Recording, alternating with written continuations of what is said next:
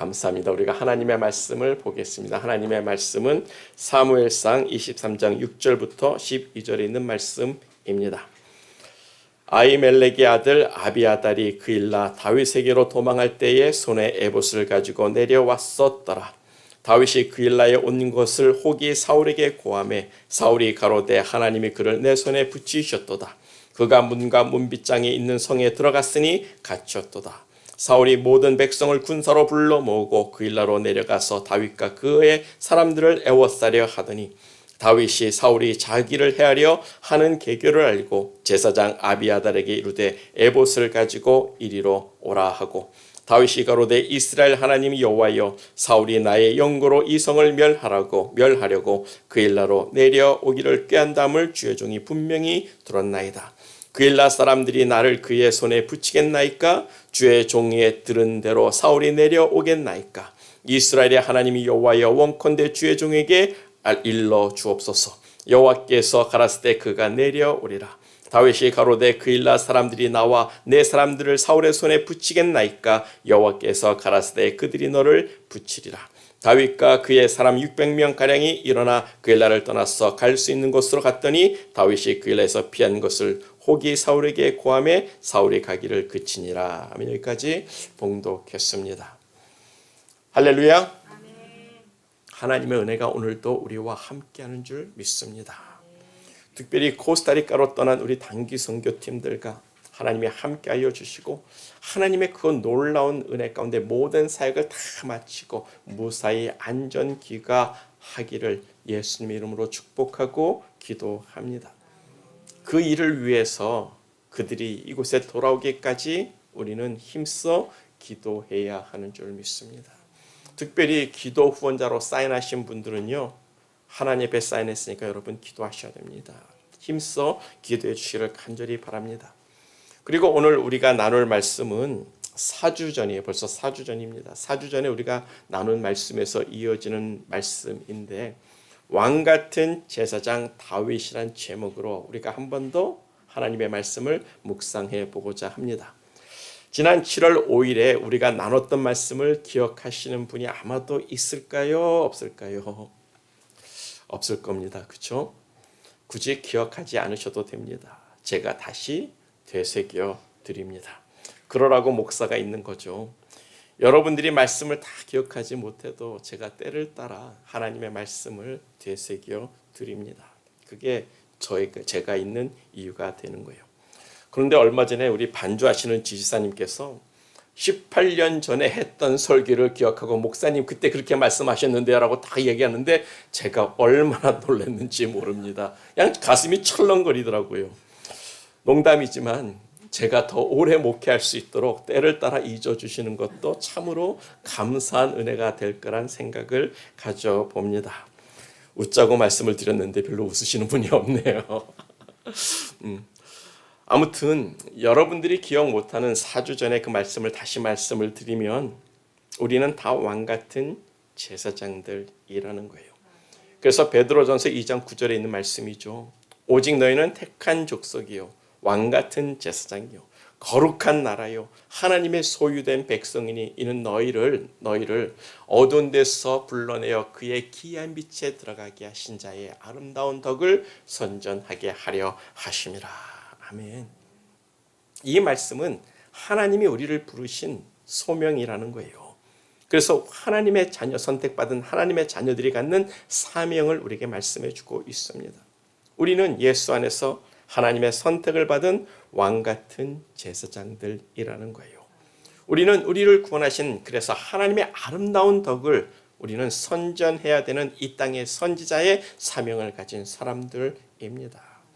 그래서 우리는 예수님으로 말미암아 예수 안에서 받은 그 하나님의 은혜를 자랑하고 선전하고 선포해야 할 사명을 가진 사람들이라는 거예요. 그래서 단기 선교로 헌신하는 분들이 있어서 이렇게 코스타리카도 가게 되는 건데 문제는 이런 하나님의 놀라운 소명과 사명을 가진 이 왕같은 제사장이 다윗은 우리보다 먼저 1000년 전에 벌써 경험하고 있었다라는 거예요. 그래서 4주 전에 말씀드리기를 다윗은 우리들이죠. 신약의 성도들이 예수 안에서 얻은 놀라운 그 은혜를 구약 시대의 사람인 다윗은 미리 그것을 경험하고 있고 우리에게 상징적으로 어떠한 것을 보여주고 있는 사람이라는 거예요. 다윗은 제사장이 아닙니다. 제사장 지파에 속한 사람도 아니에요. 그럼에도 제사장만 먹을 수 있는 진설병을 먹었습니다. 성전에 있는 하나님의 임재의 떡을 먹었어요. 그 떡은 우리 가운데 임재하실, 산떡으로 임재하실 예수 그리스도를 상징하는 떡이라고 말씀을 드렸습니다. 그런 의미에서 다윗도 우리와 같이 성찬 예식을 나눈 것 아닙니까? 그 떡을 먹고 예수와 함께 도망자의 삶을 함께하고 있는 것 아니냐고요. 그래서 여러분 말씀드렸죠. 다윗의 주가 누구라고요? 예수 그리스도. 다윗의 주는 예수 그리스도입니다. 구약 성경에서 이런 걸 말씀하는 선지자나 그 누가 있었습니까? 없었어요. 다시 한 번 더 우리가 시편 110편 1절에서 4절의 말씀을 보겠습니다. 다윗이 말하고 있는 거예요. 여호와께서 내 주에게 말씀하시기를 여호와가 다윗의 주에게 말씀하신다고 제 1절에 말씀하고 있습니다. 그러니까 그 율법 시대에 구약 시대에 예수님은 아직 이 땅에 오지도 않고 나타나지도 않고 비밀로 숨겨져 있었던 시대인데 다윗은 예수를 나의 주라고 고백하고 있는 거예요. 여호와가 다윗의 주가 아닙니다. 여호와의 우편에 앉으신 분이 다윗의 주라고 1절에 분명히 말씀하고 있잖아요. 우리가 좀 전에도 사도신경을 외웠는데 장사제 삶 안에 죽은 자 가운데서 다시 살아나시며 하늘에 오르사 전능하신 하나님 우편에 앉아 계시다가 저희로서 산자와 죽은 자를 심판하러 오시리라. 누가 하나님 우편에 앉아 계신 겁니까? 예수 말고는 없다라는 거예요. 예수 그리스도가 하나님의 우편에 앉아 계셨던 다윗의 주라는 거예요. 그래서 여호와가 그 다윗의 주에게 말씀하기를 맹사여 그 옆에 앉으신 다윗의 주에게 말씀하시기를 너는 멜기세덱의 반차를 쫓아 영원한 제사장이라고 말씀하셨다는 겁니다. 그런데 뭡니까? 히브리서 6장 20절이잖아요. 그리로 앞서 가신 예수께서 멜기세덱의 반차를 쫓아 영원한 대제사장이 되어 우리를 위하여 들어가셨느니라. 히브리서는 예수님이 멜기세덱의 반차를 쫓아 영원한 제사장이 되었다라고 우리에게 분명히 말씀하고 있다라는 거예요. 그러므로 다윗의 주가 누구라고요? 그게 자신이 없습니까? 다윗의 주가 누구라고요? 예수 그리스도입니다. 여호와 하나님도 다윗의 주지만 다윗이 말하는 나의 주, 나의 아도나이는 예수 그리스도였단 말이에요. 그래서 다윗의 수수께끼가 풀리는 이유가 여기에 있다라는 겁니다.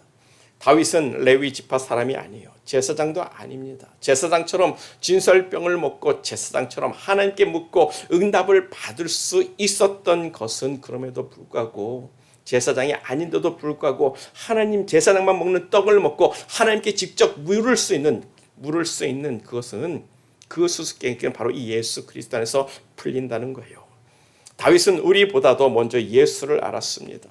다윗은 우리보다도 예수를 먼저 주로 섬겼고 주로 믿었던 사람이라는 거예요. 그래서 다윗은 우리보다도 먼저 예수 안에서 하나님의 택한 족속이요 왕같은 제사장이요 자신을 선택하여 부르신 하나님의 그 아름다운 덕을 선전하고 선포하는 선지자와 같은 롤을 가졌다는 겁니다. 그래서 다윗은 왕도 되고 제사장처럼 행하고 또 선지자처럼 시편을 통해서 우리에게 기가 막힌 하나님의 말씀과 예언을 주고 있는 선지자가 되고 있는 거예요. 다윗은 예수 안에서 우리보다도 먼저 하나님의 왕같은 제사장이었고 선지자로 쓰임을 받은 사람입니다. 그러므로 우리가 믿는 그 예수님은요 2000년 전에 성탄절 날에 갑자기 오신 하나님이 아니라는 거예요. 그리스도가 아니라는 겁니다. 이미 예수님은 다윗의 때도 있었고 아브라함 때도 멜기세덱으로 계셨고 예수님이 아담을 창조할 때도 그 자리에 계셨다라는 거예요. 하나님이 우리를 하나님의 형상과 모양을 따라 지으셨다고 말씀하고 있는데 골로새서 1장 15절을 보면 예수는 보이지 아니하시는 하나님의 형상이라고 분명히 말씀하고 있습니다. 하나님의 아버지 형상은 없어요. 우리는 볼 수 없습니다. 그는 빛이라는 거예요. 근데 그 보이지 않는 하나님의 형상이 누구라고요? 예수 그리스도. 그러므로 하나님이 우리의 모양과 형상을 따라 사람을 만들자고 했을 때 그 형상이 누구의 형상이냐는 거예요. 예수 그리스도의 형상이라는 겁니다. 바로 우리는 예수 그리스도의 형상을 따라 지음을 받은 사람들이에요. 우리가 믿는 예수는 단순히 갑자기 마리아에게서 태어난 새로운 존재가 아니라 처음부터 알파와 오메가요, 우리의 처음과 나중이 되시며 태초부터 하나님과 하셨던 우리의 창조주 하나님이 되시는 겁니다. 여러분 그것을 믿으십니까? 그것을 믿는 게 복이라는 거예요. 그래서 다윗의 주가 누구인지를 아는 것이 너무너무 중요한 말씀이 되고 있는 겁니다. 그러면 여러분들의 주는 누구입니까? 예수. 아멘. 예수가 우리의 주가 되십니다. 그래서 다윗도 우리도 같은 예수 안에서 선택받은 왕 같은 제사장이요, 하나님의 아름다운 덕을 선전하는 선지자와 같다. 아멘. 이것이 바로 예수 그리스도의 형상과 모양이라는 겁니다. 아담이 죄를 짓고 정말 그 하나님의 형상이 무너져 버렸는데 예수 그리스도 안에서 하나님이 우리를 지으신 예수 그리스도의 형상을 다시 회복시켜 주는 게 바로 뭐예요? 왕 같은 제사장이요, 하나님의 말씀을 전하는 선지자라는 거예요. 예수 그리스도의 형상이 뭡니까? 만왕의 왕이시잖아요. 예수는 우리를 위한 대제사장이 되셨습니다. 예수는 우리에게 하나님의 말씀을 전해주는 선지자와도 같다라는 거예요. 그 예수 그리스도의 모양을, 고대 형상을 우리가 본받아서 지음을 받아서 하나님은 우리에게 뭐라고 얘기했습니까? 이 세상을 다스리라고 이야기하잖아요. 이 세상이 만든 모든 피조물의 중보자로서 우리가 제사장으로 서 있는 것이고, 그 모든 피조물에게 하나님의 말씀을 선포하는 자리에 서 있는 것이 바로 하나님이 우리를 만들어 주신 형상의 모습이라는 거예요. 근데 우리가 아담으로 인해 그 형상이 무너져 버렸습니다. 망가져 버렸어요. 그래서 예수 그리스도로 말미암아 그 형상을 우리에게 다시 회복시켜 주시는 거예요. 예수 그리스도의 형상을 본받아 우리가 다시 왕 같은 사람이 되고 제사장 같은 사람이 되고 하나님의 덕을 선전하는 하나님의 선지자와 같은 롤이 다시 회복되고 있는 거예요. 이것이 바로 아담의 정체성이요, 우리가 가진 축복이고 이젠 우리의 정체성이 되어지고 있습니다. 우리가 이 정체성을 회복하고 하나님 앞에 서 있는 것이 축복이친데 우리가 그 부르심의 소망을 이룰 수 있는 사명자들이 되기를 간절히 축복합니다. 그래서 오늘 본론으로 들어가면 첫 번째로 생각해 볼 것이 대제사장이 입는 에봇입니다. 에봇. 본문 6절을 보면 아히멜렉의 아들 아비아달이 그일라에 있는 다윗에게로 도망할 때에 손에 에봇을 가지고 내려왔더라. 본문 6절은 대제사장의 아들 아비아달이 사울 왕을 피하여 다윗에게 도망갈 때 사울 왕이 그 집안을 다 죽였잖아요. 그 85명의 제사장을 다 죽였습니다. 그때 사울 왕을 피하여 다윗에게 도망갈 때에 대제사장만 입을 수 있는 옷 에봇을 가지고 다윗에게 왔다라는 거예요. 왜 그일라 사건 중간 지점에 1절에서 12절에 있는 그 말씀 중간에 6절에 왜 그 에봇을 가져왔다라고 기록을 하고 있을까요? 왜입니까? 그것이 무엇이 중요할까? 갑자기 6절에 느닷없이 그 얘기를 하고 있잖아요. 아히멜렉의 아들 아비아달이 다윗에게 도망갈 때 에봇을 손에 가지고 왔더라. 에봇이란 이스라엘의 대제사장만 입을 수 있는 옷이에요. 보통 속옷 다 입고 깨끗하게 정결하게 세마포를 입고 겉옷에 입는 조끼같이 생긴 옷입니다. 가슴에 금판이 있어요. 거기 금판에 이스라엘의 12지파를 상징하는 12개 보석을 박아놨습니다. 그리고 각 보석마다 이스라엘의 아들 12명의 이름을 다 새겨놨어요. 그래서 대제사장이 그 조끼를 입고 그 에봇을 입고 지성소에 들어가서 하나님께 나갈 때는 이스라엘의 모든 족속을 하나님께 보이며 들어가는 것을 상징하고 있는 거예요. 그런데 그 가슴판에 흉패 안에 주머니가 하나가 있습니다. 그 주머니 안에 우림과 둠밈이라는 그 돌 또는 보석, 어떤 그런 기타 물건이에요. 두 개를 집어넣습니다. 이 둘을 대제사장이 하나님께 묻고 응답을 받을 때 제비처럼 뽑아서 사용하는 게 우림과 둠밈이에요. 예를 들어서 대제사장이 하나님께 묻습니다.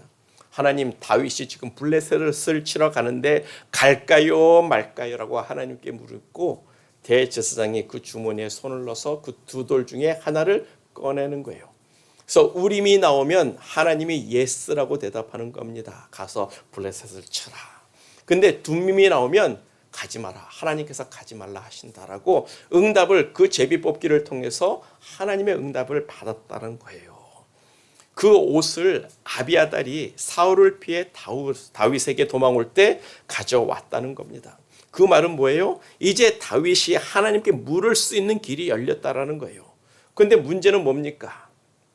다윗에게는 대제사장이 없었어요. 만약 아비아달이 대제사장직을 대행하고 있었다면 다윗이 아비아달에게 에봇을 입고 하나님께 나를 위하여 물어다오라고 이야기를 했어야 되는데 본문엔 그런 말이 전혀 없습니다. 다윗이 직접 대제사장처럼 하나님께 묻고 있습니다. 아비아달은요, 아직 대제사장으로 세워지지 않았어요. 나중에 다윗이 왕이 되고 예루살렘성 다윗성을 세운 다음에 사무엘하 8장에서 아비아달을 대제사장으로 세웁니다. 그러니까 아직은 대제사장이 없어요. 죽고 없는 겁니다. 근데 다윗이 그 대제사장의 직분을 대신하고 있다라는 거예요. 본문 9절을 보면 내게로 그 에봇을 가지고 오라고 이야기를 합니다. 그리고 본문 10절에서 12절을 보면 다윗이 하나님께 묻고 있는 거예요. 사울이 나를 치러 그일라로 올라오고 있습니다. 그러면 이 그일라 사람들이 나를 도와 사울을 대적할까요? 아니면 이 그일라 사람들이 자기들만 살겠다고 나를 사울에게 넘길까요? 다윗이 그렇게 하나님께 직접 묻고 있는 거예요. 그러면 누가 그 에봇에서 그 우림과 둠밈에서 그 두 돌을 누가 꺼냈을까? 아비아달이 아니라 다윗이 하나님께 물었다는 겁니다. 그렇다면 다윗이 에봇 주머니에서 그 우림과 둠밈의 돌 중에서 하나를 꺼내지 않았겠습니까? 그런데 이것이 율법적으로 가능한 일이냐고요. 율법으로 따지면 그 일은 오직 누가만 한다고요? 대제사장만 할 수 있는 일이에요. 다윗은 레위 지파 사람도 아니고 제사장도 아니고 유다 지파 사람입니다. 아직 왕도 되지 못했습니다. 제사장하고는 거리가 참 먼 사람이라는 거예요. 그러면 율법을 어긴 죄로 하나님의 심판을 받아 죽었어야 되는 것이 마땅하다는 겁니다. 그게 율법이라는 거예요. 그런데 뭡니까? 다윗이 이렇게 행할 수 있는 이유가 뭐냐고요? 다윗의 주가 예수 그리스도이기 때문이라는 거예요. 다윗은 예수를 주로 섬겼기 때문에 이미 하나님 앞에서 왕같은 제사장이었고 하나님의 아름다운 덕을 선전하는 선지자와 같은 사람이 되어버린 겁니다. 그와 같이 우리도 예수를 주로 섬기고 있기 때문에 왕같은 제사장으로서 여러분들이 하나님께 직접 기도할 수 있는 거예요. 더 이상 누구를 통해서 제사함을 받겠다고 나갈 필요가 없는 겁니다. 우리가 만민 제사장, 우리 모두가 다 제사장이 돼서 하나님 앞에 우리의 죄를 고백하고 하나님 나 죄를 졌사오니 나의 죄를 용서하여 주시옵소서라고 고백할 수 있는 놀라운 은혜가 활짝 열려버린 거예요. 하나님께 묻고 함께 기도하고 하나님께 우리가 회개하고 용서받고 기도 응답을 따라 살아갈 수 있는 길을 우리 하나님께서 예수 그리스도로 말미암아 열어주신 줄 믿습니다. 또 우리를 어두운 데서 불러내요 하나님의 기이한 그 생명의 빛에 들어가게 하신 그 예수 그리스도의 은혜를 선전하고 선포하는 사명자의 삶을 살아야 할 것을 말씀하고 있는 거죠. 다윗은 율법 시대 사람이지만 예수를 주로 섬겼기 때문에 신약 시대의 성도와 같은 은혜를 그대로 누리고 왕같은 제사장으로서 하나님과 소통하고 또 시편의 말씀으로 이 어두운 세상에서 자신을 기이한 빛, 하나님의 기이한 빛에 들어가게 하신 그 하나님의 아름다운 덕을 선전하는 선지자의 삶을 분명히 살고 있다라는 거예요.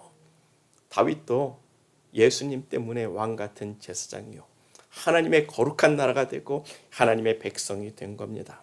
그런 의미에서 다윗은 구약 성경에서 아주 유니크한 인물이 되고 있다라는 거예요. 제사장만 먹는 떡을 먹었고 대제사장처럼 하나님께 묻고 응답을 받고 있는 왕같은 제사장의 모습을 그대로 보여주고 있는데 그 롤이 누구라고요? 우리도 그와 같다라는 겁니다. 이미 하나님의 나라 이스라엘은요 하나님의 성막이 있었습니다. 그렇죠? 하나님의 성막이 있었음에도 불구하고 다윗은요 자기 집 앞마당에 장막을 칩니다. 텐트를 칩니다. 그리고 그곳에 하나님의 언약궤를 갖다 놓고 하나님을 찬양하고 경배를 드린 사람이라는 거, 이게 가당키나 하냐고요. 제사장들이 해야 할 일을 본인이 다 하고 있단 말입니다. 도무지 상상할 수 없는 일을 한 사람인데 아모스 9장 11절을 보면 하나님이 그런 다윗의 장막을 그리워하신다라고 말씀하고 있는 거예요. 하나님이 내가 그 무너진 장막을 다시 세워서 내가 다시 그곳에서 하나님을 예배하는 자리를 만들겠다고, 하나님의 성막, 제사장이 제사를 드리는 그 성막이 아니라 다윗의 장막을 하나님이 다시 리빌드 하겠다고, 다시 세우겠다고 말씀하고 있단 말입니다. 그 장막이 뭡니까? 바로 우리들의 교회죠. 예수 그리스도 안에서 왕 같은 제사장들이 된 우리가 다윗처럼 하나님을 그렇게 신령과 진정으로 예배하는 그날을 하나님께서 내가 그날을 다시 만들겠다고, 다시 다윗의 장막을 이렇게 세우겠다라고 이야기하시는 줄 믿습니다. 우리가 다윗처럼 왕 같은 제사장이 돼서 예수 그리스도 안에서 참 신령과 진정으로 예배하는 그런 믿음의 사람 되기를 간절히 축복합니다. 그래서 중요한 것이 우리 안에 예수가 있느냐 없느냐, 우리가 예수를 주로 섬기느냐 아니냐가 되는 거예요. 예수가 있는 사람이 하나님을 신령과 진정으로 예배할 수 있는 줄 믿습니다. 한번 생각해 보세요. 사울 왕과 다윗을 비교해 보기를 원합니다. 사울 왕도 하나님께 제사를 드렸습니다. 그렇죠? 감히 제사를 드렸어요. 그런데 그 제사를 드렸다고 사무엘 선지자가 와가지고 네가 감히 하나님께 제사를 드렸느냐, 네가 버림을 받았도다, 하나님이 너를 버리고 이스라엘 딴 사람에게 주겠다라고 이야기를 합니다. 근데 보세요, 다윗은 사울 왕보다 지금 더한 일을 하고 있단 말입니다. 제사장처럼 하고 있는 모습을 우리가 보고 있잖아요. 왜 다윗에게는 그게 되고 사울 왕에는 왜 그게 안 되는 겁니까? 여러분, 그 이유가 뭐라고 생각하세요? 오직 한 가지라고 저는 믿습니다. 다윗에게는 예수 그리스도가 있었고 사울 왕에게는 예수 그리스도가 없었어요. 그게 중요한 겁니다. 그게 중요한 거예요. 그게 지금도 중요한 거예요. 지금 이스라엘도 역시 하나님을 믿는 사람들이에요. 하나님을 섬기는 사람들입니다. 그렇죠? 그런데 뭐예요? 그들에게는 예수가 없습니다. 예수가 없어서 이스라엘 민족은 망하는 민족이 되는 거예요. 하나님을 믿는다고 해도 예수가 없으면 어떻게 되는 거예요? 망하는 거예요. 그런 의미에서 우리가 교회 나온다고 해도 예수가 없으면 여러분 망하는 겁니다. 그 인생 꽝이 되는 거예요. 천국 문 앞에서 거절을 당하는 겁니다. 교회 안에 있어도 예수를 주로 섬기고 주로 고백하지 않으면 그 인생은, 그 영혼은 꽝이라고 이야기를 하는 거예요. 하나님을 믿는다고 하면서도 예수를 주로 섬기지 않으면 열매를 맺지 못한 저주받은 나무와 같이 되는 겁니다. 그래서 빌립보서 2장 9절에서 12절은 이렇게 말씀하고 있습니다. 이러므로 하나님이 예수를 지극히 높여 모든 이름 위에 뛰어난 이름을 주시고 하늘에 있는 자들과 땅에 있는 자들과 땅 아래에 있는 자들로 모든 무릎을 예수의 이름 앞에 꿇게 하시고, 11절 모든 입으로 예수 그리스도를 주라 시인하여 하나님 아버지께 영광을 돌리게 하셨느니라. 아멘. 모든 입으로, 모든 사람의 입으로 예수를 그리스도라고 고백하지 아니하면, 시인하지 아니하면 하나님께 영광을 돌릴 수 없게 하셨다라는 말씀이 되고 있는 거예요. 모든 사람이 예수를 주님이라고, 예수는 나의 그리스도여, 나의 구세주여, 나의 주님이라고, 나의 하나님이라고 고백하지 않고는 하나님께 영광을 돌릴 수가 없단 말입니다. 그 말인즉 예수를 주라고, 아도나이라고 시인하지 않고는 아무도 하나님께 올 자가 없다라는 거예요. 그래서 사울 왕은 안 되는 겁니다. 죄로 따지면 사울 왕의 죄가 더 중할까요? 다윗의 죄가 더 중할까요? 사울 왕은 아말렉 족속을 진멸하라는 말씀에서 다 진멸했습니다. 근데 좀 살찐 송아지, 살찐 양들 데리고 왔다고 그냥 너는 버림을 받았다고 그냥 버리잖아요. 근데 다윗은 뭡니까? 다윗은요, 유부녀를 강탈했어요. 유부녀를 임신시켰습니다. 그 임신 사실을 숨기겠다고 남편을 불러와서 자기의 죄를 없는 것처럼 꾸미려고 했다가 안 되니까 그 남편을 전쟁에서 죽여버렸습니다. 그러면 뭐예요? 다윗도 죽일 놈 아닙니까? 하나님이 버려야죠. 이 몹쓸 놈하고 하나님 버려야 되는 거, 하나님이 버려야 되는 것 아닙니까? 근데 뭐예요? 그 안엔 예수가 있었습니다. 예수가 있기 때문에 그 죄가 사함을 받고 벌은 받지만, 그 집안에 칼이 들어오는 벌은 받지만 다윗은 하나님 앞에 버림을 받지 않았습니다. 그 이유가, 그 사울 왕과 다윗의 차이가 여러분 뭐라고 생각하시냐고요. 저는 예수 그리스도 한 분밖에 없다라고 생각합니다. 다윗은 예수 그리스도를 나의 주라고, 내 주라고 고백하고 있는 사람이었다는 거예요. 그러니까 이 문제가, 이 수수께끼가 해결되고 있는 것 아닙니까? 예수가 있는 것이 복인 줄 믿습니다. 예수가 있는 사람은 죄가 있어도 그 죄사함을 받고 버림을 받지 않습니다. 그래서 우리의 구원의 개런티가 있는 거예요. 우리가 예수가 있기 때문에 내가 죄를 지고 범죄했어도 하나님께서 이 나쁜 놈하고 우리를 야단치고 두들겨 패고 망하기도 하고 삶의 고난을 주시도 하겠지만 그래도 하나님은 우리의 영혼을 버리지 않으신다는 겁니다. 예수가 있는 것이 복이다 하면 예수가 있는 게 복이에요. 예수가 있느냐 없느냐 그것이 문제로다. 사느냐 죽느냐의 문제가 뭐라고요? 예수인 줄 믿습니다. 아무리 하나님을 믿는다고 해도 그 안에 예수가 없고 예수를 주로 고백하지 않고 예수를 섬기지 않으면 그 인생은 꽝이라는 거예요. 구원도 없고 생명도 없습니다. 그래서 유대인들이 참으로 불쌍한 민족이 되는 거예요. 하나님을 믿지만, 여호와 하나님을 믿지만 구원이 없는 인생이 되는 거예요. 나중에 그들은 천국 문 앞에서 이를 갈고 원통해 할 사람들입니다. 내가 하나님 열심히 믿었는데, 율법을 따라 열심히 믿었는데 하나님 왜 문전박대하십니까? 왜 문을 쾅 닫아버리십니까? 왜 천국 문을 꽝 닫아버리십니까? 라고 바위 틈에 숨어서 이를 갈면서 한탄하게 되는 거예요. 우리 중에도 그런 사람이 있을까 참으로 두렵습니다. 우리가 교회 나오는데 그냥 교회 나온다고 구원받는 거 아니에요. 그 안에 예수가 있고 예수를 주라고 시인하고 그 예수를 섬기는 자가 구원을 받는 줄 믿습니다. 예수님이 우리의 참 그리스도시요 참 주가 되시기를 축복합니다. 예수를 주로 섬기는 주님의 것들이 되기를 예수님 이름으로 축복합니다. 아멘. 그래서 두 번째로 중요한 것이 하나님을 바로 믿어야 산다. 하나님을 바로 믿자라는 거예요. 본문 7절입니다. 7절을 보면 다윗이 그일라에 온 것을 혹이 사울 왕에게 고하매 사울이 가로되 하나님이 그를 즉 다윗을 내 손에 붙이셨도다. 다윗 너 이제 죽었다. 하나님이 널 내 손에 붙였어. 다윗이 문과 문빗장 있는 성에 들어갔으니 넌 이제 갇혀버린 거야. 넌 나한테 죽었어. 참 재밌는 고백 아닙니까? 사울 왕이 왜 다윗을 죽이려고 하는 거죠? 하나님이 사울 왕을 버렸고 이스라엘을 다른 이에게 주시겠다라고 말씀을 했는데 그 다른 이가 누구예요? 다윗이라는 것을 알아버린 거예요. 아, 날 버리고 저 다윗에게 이스라엘을 주려고 하나님이 저놈을 부르셨구나. 그래서 하나님이 자신을 버렸음에도 불구하고 자신의 왕권을 빼앗기지 않겠다고 하나님이 선택한 다윗을 죽이겠다는 겁니다.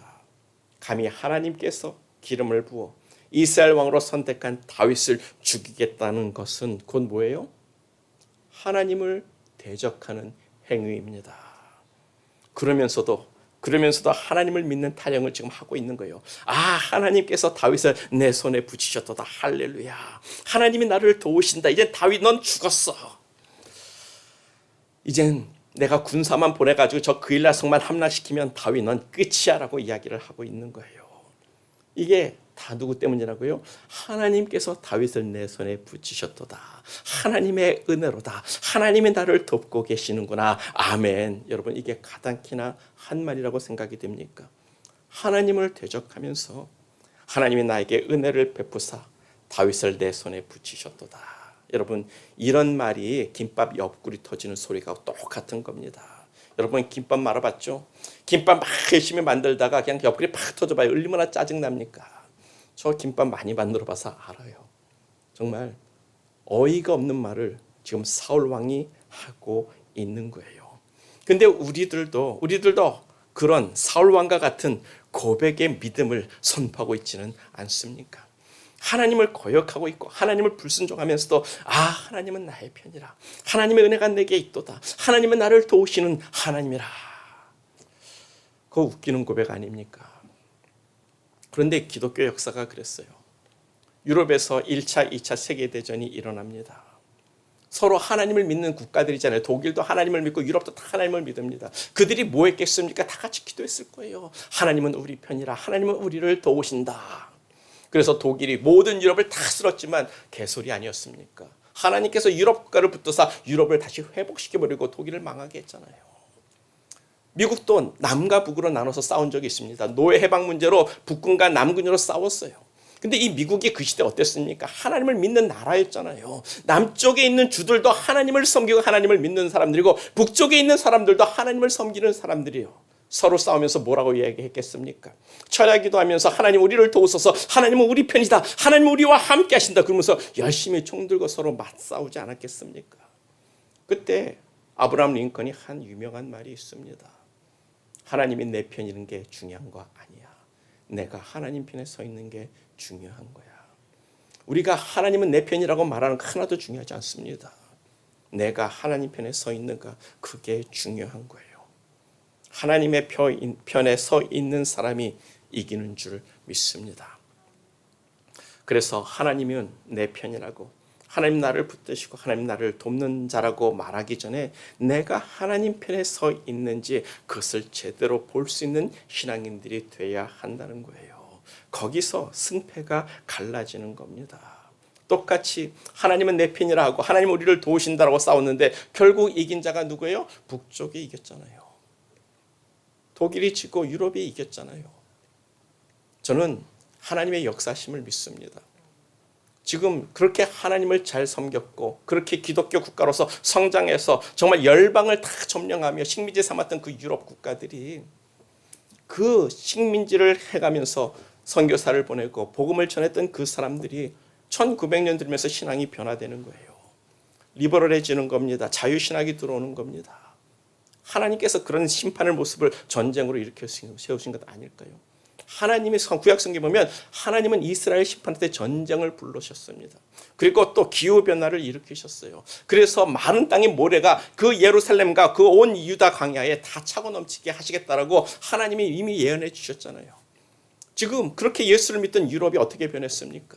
지금 하나님이 없다라는 유럽으로 변해버렸어요. 교회가 텅텅 빕니다. 교회가 200년, 300년, 500년 된 교회가 도서실이 되고 술집이 되고 나이트클럽이 되고 있는 게 유럽 현실이잖아요. 저는 이번에 유럽이 그렇게 기온이 높아지고 43도 그래서 막 에어컨도 없이 막 사람이 1000명씩 죽어간다는 소리 듣고 저는 그것은 하나님의 심판이겠구나. 하나님은 없다는 사람들에 대한 하나님의 심판이겠구나 생각해요. 왜? 이스라엘을 심판할 때 전쟁으로 심판하셨고 그 다음에 날씨 기후 변화로 심판하셨다라는 거예요. 26도에 정말 살기 좋았던 그 유럽이 갑자기 46도, 45도까지 변화되는 이유가 어디에 있다고 여러분 생각하십니까? 그들이 하나님은 없다라고 생각하고 하나님을 배격한 모습에서 심판을 받았다라고 저는 생각을 합니다. 유럽이 회개해야 돼요. 돌아와야 됩니다. 그와 같이 우리의 삶 속에서도 우리가 하나님을 거역하면서 살면 결국 하나님의 심판이 있고 하나님께서 우리를 돌이키기 위해서 우리를 두들겨 패실 거라고 저는 믿습니다. 그런 하나님을 우리가 두려워하고 우리가 그 하나님을 편에 서 있는 사람 되기를 간절히 축복합니다. 그런 의미에서 여러분들은 누구 편에 서 있습니까? 하나님입니까? 아니면 자신의 욕구와 충족을 채우고자 가짜 헛수아비 하나님을 만들어 놓고 그 헛수아비를 나의 하나님이라고 의지하고 있지는 않은지요? 그 헛수아비 가짜 하나님이 바로 아론이 시내산에서 세운 송아지 하나님일진데 여러분들은 자신이 만든 우상의 하나님을 의지하고 있습니까? 아니면 참 하나님을 의지하고 있습니까? 우리가 참 하나님 편에 서 있는 참 신앙인들 되기를 간절히 축복합니다. 그런 신앙인들이 세상을 이기는 거예요. 그런 신앙인들이 세상의 고난과 환난을 이기는 겁니다. 우리가 그런 참 믿음을 가지고 내가 하나님 편에 서 있겠도다. 그 고백을 가지고 우리 주 예수 그리스도를 붙드는 저와 우리 모두가 되기를 간절히 축복합니다. 다윗이 그 고난 가운데 그것을 깨달은 거예요. 그래서 고백하는 것이 우리가 외웠던 시편 57편의 7절에 있는 말씀입니다. 하나님이여 내 마음이 확정되었고 내 마음이 확정되었사오니 내가 노래하고 찬송하리이다. 다윗이 그 가드왕 앞에 갔다가 아기스 왕 앞에 갔다가 거기서 미친 척하고 돌아오면서 그 하나님이 나를 붙드신다라는 그 확실한 소망을 가지고 고백하는 것 아닙니까? 나는 어떤 상황에서도 좌절하지 않겠습니다. 나는 하나님의 인자심을 끝까지 의지하겠습니다. 그래서 하나님, 내가 어떤 고난에 있을지라도 내 마음을 확정하고 확정했으니 내가 하나님을 노래하고 찬양하겠습니다. 그 고백을 우리에게 말하고 있는 건데, 우리도 다 하나님 편에 서서 하나님을 온전히 믿고 섬기는 귀한 믿음의 사람 되기를 축복합니다. 그런 사람을 하나님이 도우십니다. 그래서 말씀을 정리하면 우리는 우리의 영적인 정체성을 알아야 되는 거예요. 우리는 예수를 주로 섬기는 사람들입니다. 아멘. 우리는 예수 안에서 하나님의 선택을 받은 왕 같은 제사장들이에요. 우리는 하나님의 부르심의 소망을 가진 자들이며 그 소명을 이루어야 하는 사명자들이 되고 있습니다. 다윗처럼 왕 같은 제사장의 삶을 살고, 우리를 어두운 데서 불러내어 하나님의 기이한 생명의 빛으로 들어가게 하신 예수 그리스도의 아름다운 덕을, 그 십자가를 선전하고 선포하고 자랑하는 우리 모두가 되기를 축복합니다. 그럴 때 하나님이 우리의 편이 되시고 우리의 의지가 되시며 우리의 도움이 되시는 줄 믿습니다. 사울 왕과 같은 거짓된 믿음이 아니라 진실된 믿음으로 하나님의 도우심을 구하며 사는 저와 우리 모두가 되기를 간절히 축복합니다. 다 같이 기도하겠어요. 우리가 기도할 때 내가 하나님 편에 서겠습니다라고 기도합시다. 사명을 이룰 수 있도록 내게 능력 달라고 기도합시다. 특별히 이 시간 사명을 가지고 하나님 편에 서 있는 우리 단기 선교팀을 위해서 기도하겠습니다. 저들을 도우사 모든 환난과 위협과 위험을 하감하여 주시고 저들을 지켜 주옵소서. 우리가 다 같이 기도합니다. 하나님